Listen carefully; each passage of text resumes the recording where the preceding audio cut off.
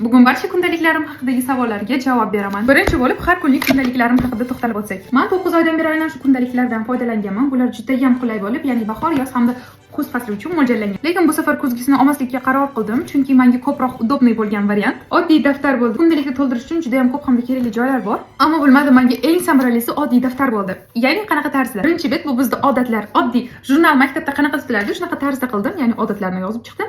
Bu yerda sana. Bu kundalik menga bemalol 3 oyga yetadi, shu sababli bu yerda 3 oylik plan, haftalik rejalar va keyingisi oddiy ketdi. Bu yerda sana hamda qilishim kerak bo'lgan ishlar. Keyingisi bu bizda shunaqa prujinali har xil otseklar bilan.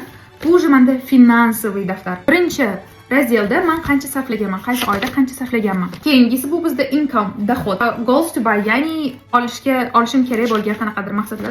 Shunaqa qilib bu daftarda faqat foyda hamda chiqimlarni yozaman. Keyingisi bu kichkina bloknot, samoprogramирование. Ko'pchilik aytadi, "Ana shu metod zo'r ishlaydi" deb, shu sababli men ham sinab ko'rdim. Shunchaki qanchalik men chiroyli razvorot оформлять qildim bu yerda. Keyingisi bu bizda shunaqa katta ko'rshunli dnevnik. Qanchalik men shu dnevnik orqasidan yugurganman, mana shunaqa ochiladigan karmanli dnevniklar orqasidan. Bu daftarda men har baloni yasaganman, kollajlar qilganman, planlar qilganman, mislilarimni yozganman. Juda ham o'z bu daftarni men pala-partish tutganman.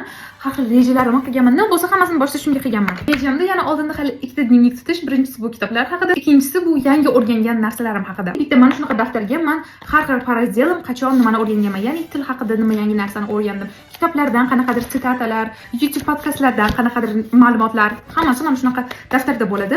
Bilim daftari desak ham bo'ladi. Sizda qancha kundalik bor, o'zi bormi? Izohlarda yozib qoldiring va qanaqa menga o'qish juda ham qiziq bo'ladi. Qaytgancha menga ham Telegram kanalimga obuna bo'lib qo'yishni unutmang, chunki menda moda, beauty hamda kitoblar